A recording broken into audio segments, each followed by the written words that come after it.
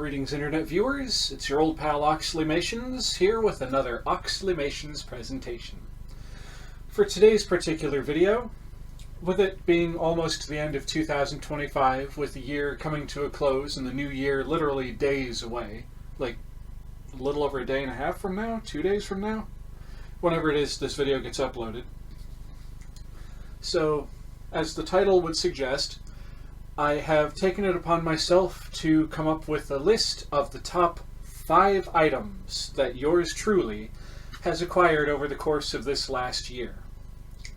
So without further delay, let's roll right into it. To start things off, we have, at the number 5 spot, the Remco Laughing Clown Doll, made sometime during, well, either during or between the late 1970s or the 1980s. I'm honestly not sure when. But this figure here, he is one of a type of doll from that era which has a plastic battery-operated voice box in here, which is essentially just a little record player in the chest. And this figure has one of the, shall we say, more interesting characteristics. The only thing this guy does is laugh, and boy does he laugh. He is one of the more eerie laughs of a doll of his kind could have. As a demonstration, I'm sure you all know, what laugh comes out of this dork right here, but for those who don't know, he laughs like this. And mind you, it's been a while since I've played him, plus he's been in my cold office, so I don't know if his voice box is going to play at the rate it's supposed to play, so let's see what kind of sounds come out of him. Come on.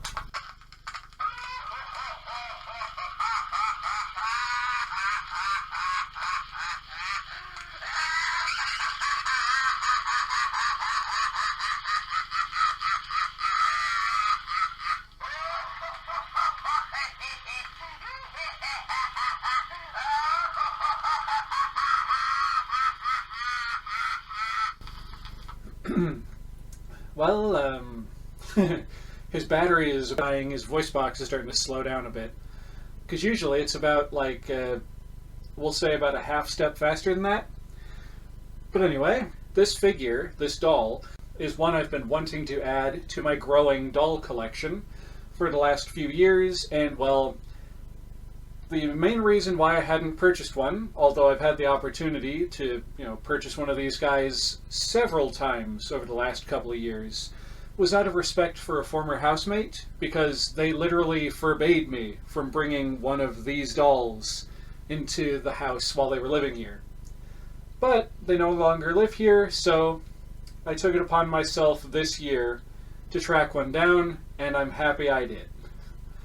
Also, as an added bonus, this guy has some, we'll say, metal cred because of the fact that the drummer for the band Slipknot, Clown, he actually wound up, during some of their earlier shows, had one of these kind of dolls, not in this polka dot outfit. The one that he had on was orange and red, I think. I could be wrong, and if I am, my editing self can put that right over here in the little coffin. But regardless, because Clown from Slipknot brought one of these up on stage, it's given him a little bit of a reputation lately, so now there are people in the Slipknot collecting, vein, who are trying to track down these dolls, but are trying to get them to be accurate, we'll say, with that particular outfit on. Now, with that said, let's move on to the number 4 item from my top 5 things from 2025. At the number 4 spot, we have this Simon Says, which is the second of my current trio of these figures. Now, this guy, he makes the list for one very specific reason. Because way back when I first started collecting ventriloquial figures and stuff, a Simon Says figure wearing this exact outfit, the blue pants, the red shirt with the gold trim and the white on the chest, was the very second ventriloquist figure I ever owned. And he was one of the very first semi-professional headstick model ventriloquist figures like this, where the head can tilt forward and back and can be rotated like so. with a trigger-style mouth mechanism to make him talk, like so. I had a lot of great memories with that particular figure, but I wound up having to get rid of said figure due to some family drama that I won't get into here. But ever since losing that figure, I wanted to get another one just like it. Anyway, Simon Says. Now then, moving on to number 3. For my pick for number 3, I decided to go with one of my VHS finds from the Goodwill bins over the course of this year.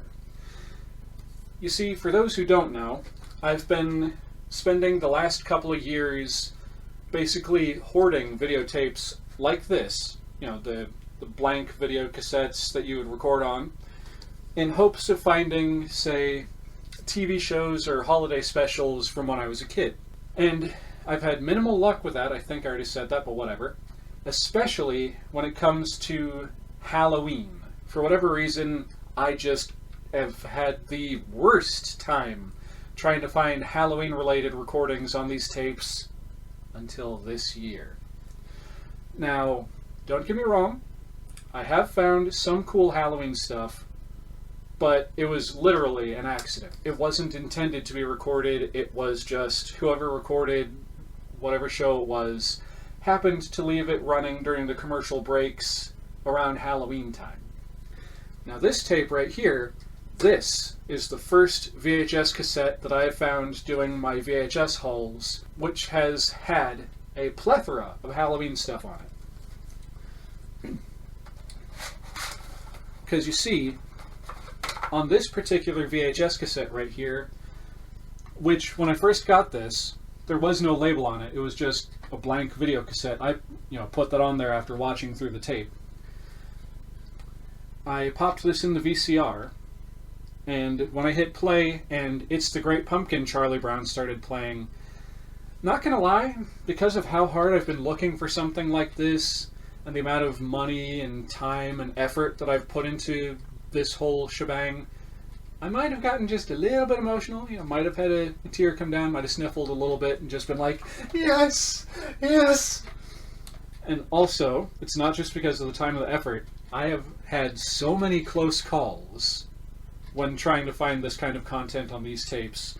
And by close calls, I'm talking about, like, say, the tape starts off playing the cartoon that I've been looking for.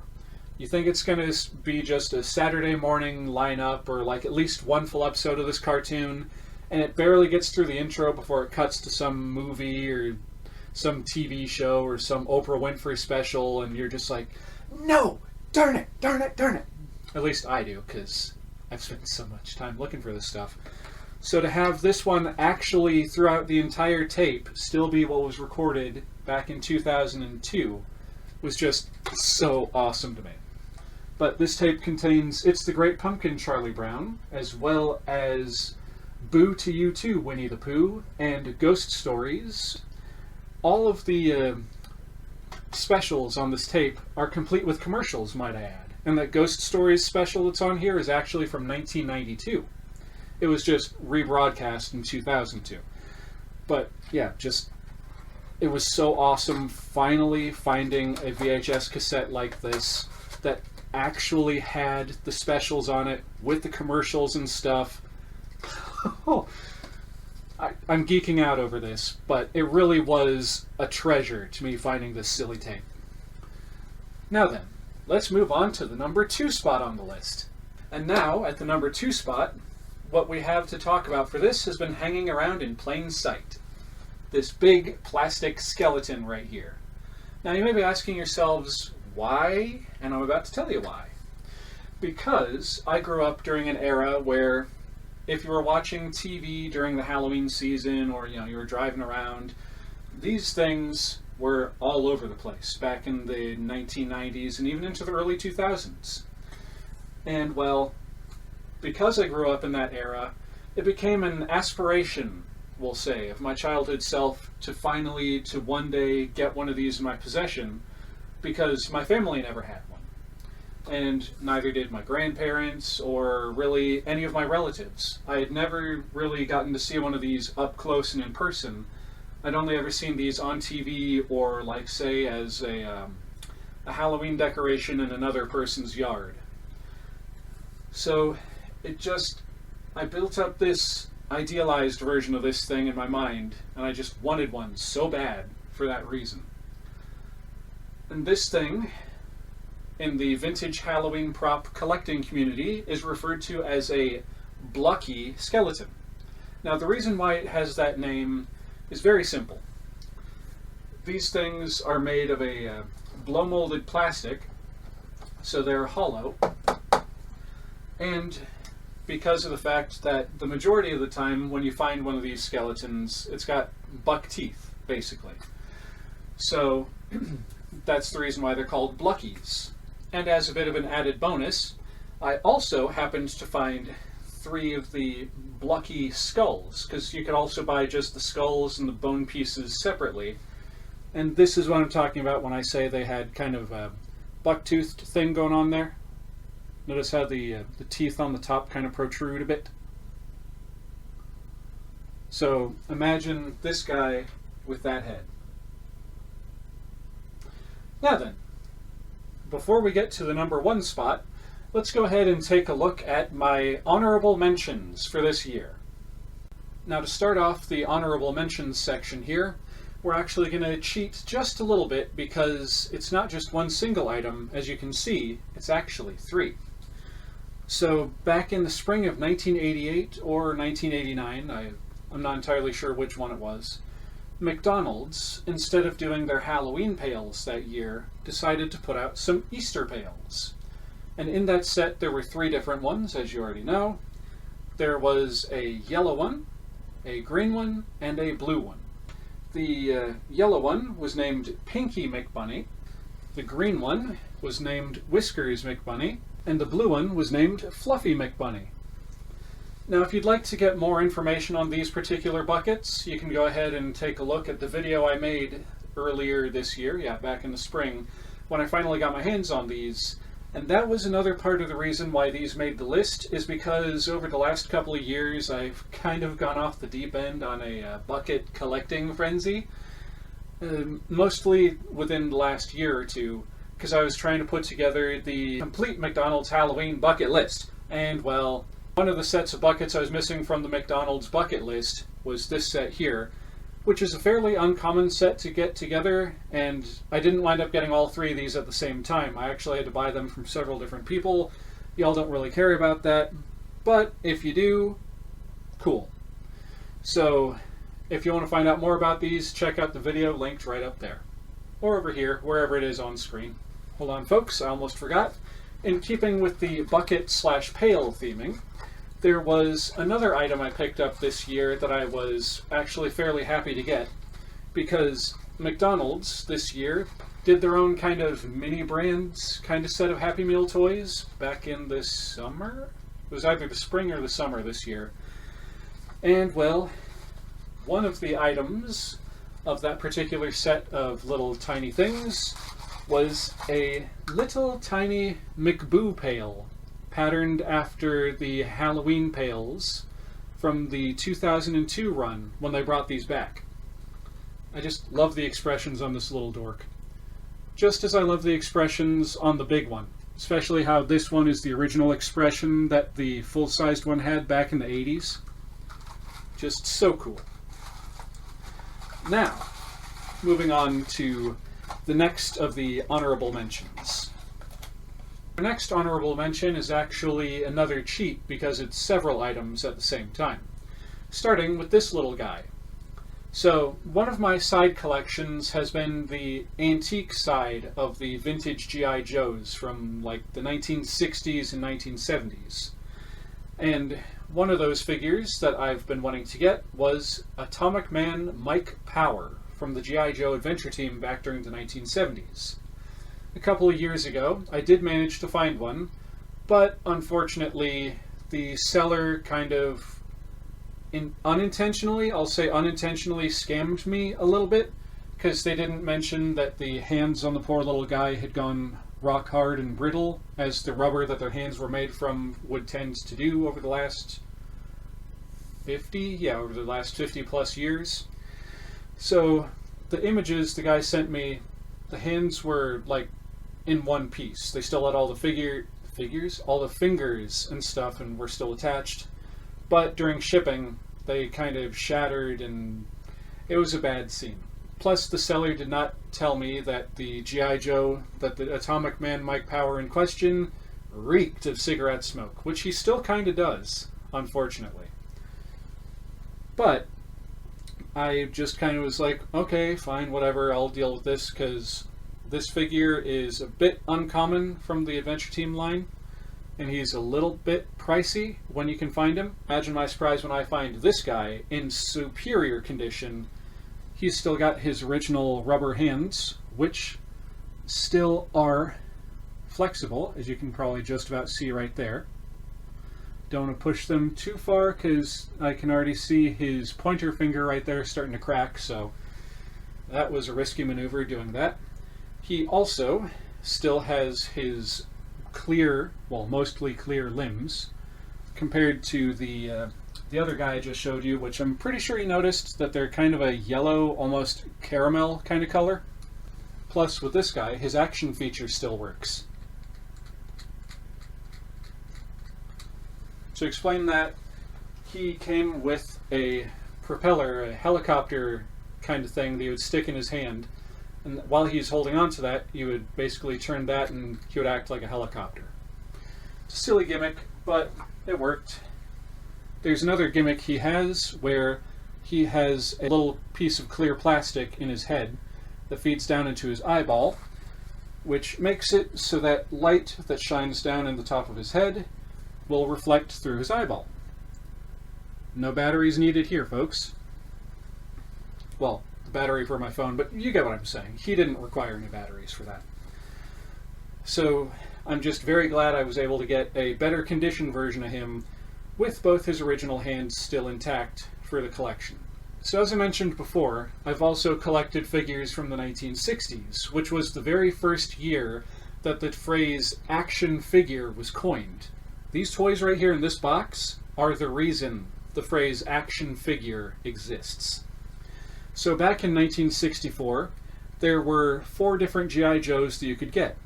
There was the action soldier over here in the green, the action pilot over here in the orange, the action sailor with the blue shirt, and the action marine with the camouflage outfit going on there.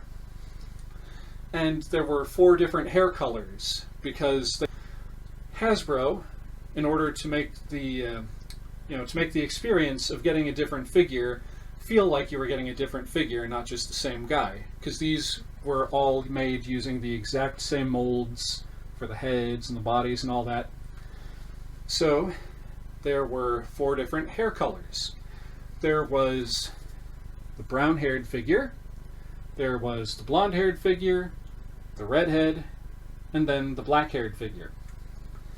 And up until this year, out of the set of 4 different hair colors you could get back then, I only had the brown hair / brunette guy over here, the blonde, and I had 2 of the redheaded figures. So if I wanted to finish off the set, the 4 different colors, I needed the black-haired figure, and I finally tracked one down this year, and there he is. The reason why I'm lumping him with Atomic Man Mike Power over there is because of the fact that I got both him and Atomic Man in the same deal. So, now you know. Alright, moving on to the next item in the honorable mentions. Now lastly, for the runner-ups, we have this little fella right here. This is Emmett Kelly Jr., a ventriloquist doll made by, I believe it was the Juro Novelty Company, back in the late 1970s.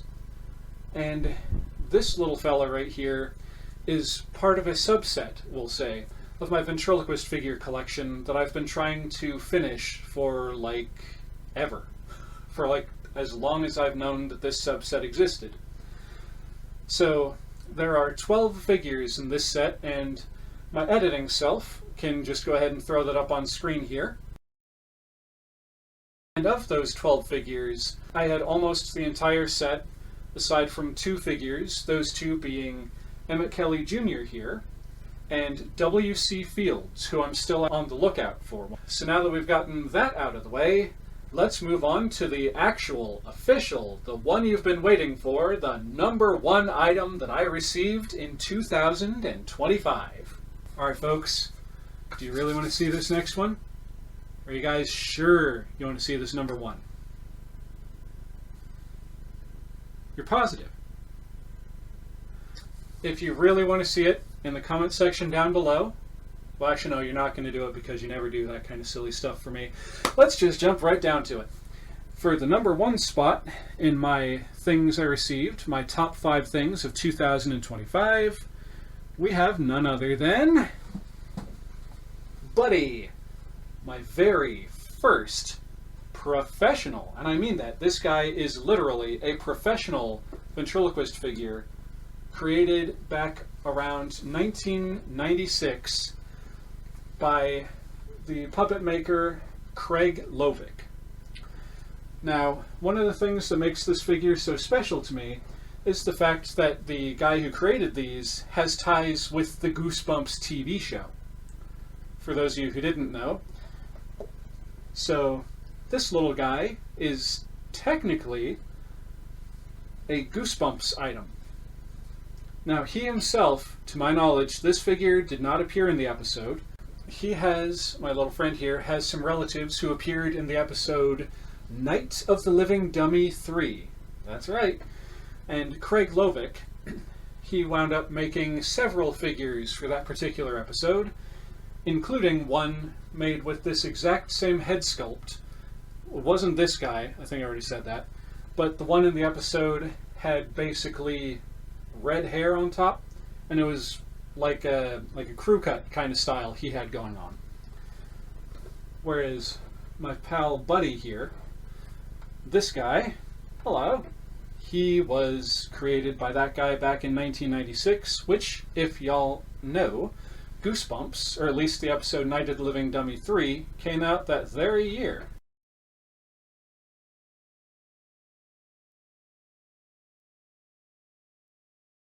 That's correct. Thank y'all. So yeah, Buddy here, you'll be finding out more about him in the coming months. And by the coming months, I mean next month, January 2026, I am finally going to put out the video that I meant to put out on him back in October. That was some time ago. It was, yeah. So you're going to finally find out what I know and what I have learned about me. Yep, about you. That's what I said. It is what you said. So before this gets any more awkward, let's go ahead and wrap this up, shall we? I think you can do it on your own. You think so? Yeah. You're a big guy. What's that supposed to mean? You're tall. Okay, good, good. Thought for a second you were going to call me fat. Yes. For a second I thought he was going to call me fat. You're not fat. If anything, you're just chubby. Anyway, so with this out of the way, let's go ahead and wrap this up, shall we? Go ahead. We're waiting. Alright folks, that's going to wrap it up for this video. And I'm pretty sure this video right here, as I'm talking to you through whatever screen you're viewing me on, or listening to me through, this marks the final video from me from the year 2025. So I want to give you all a big thank you. To each and every single one of you out there watching and listening, I do truly and greatly appreciate all of y'all. If you like what you've seen here today, you all know the drill. Feel free to like, comment, and share this content with your friends if you think they'd like it. But with all of that out of the way, this is your old pal Oxleymations, and all the things that I now own, saying, viewers beware, and subscribe if you dare.